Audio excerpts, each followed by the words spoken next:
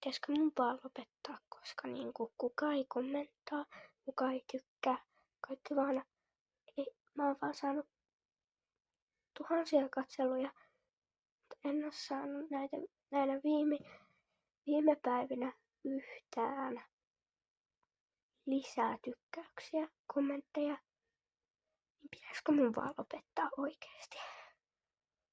Mä en enää jaksa tätä.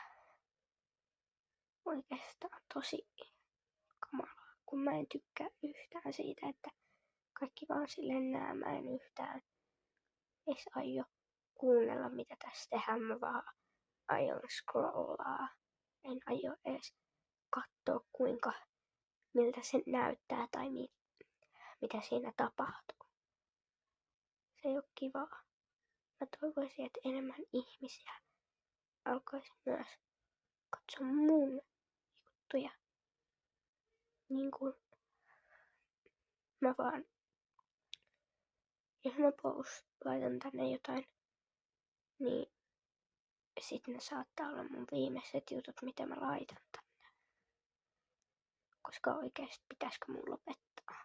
Tää ei oo oikeesti kivaa enää. Mutta vaikka jotkut teistä ei laittaisi kommenttia tai mitään, niin silti kiltti.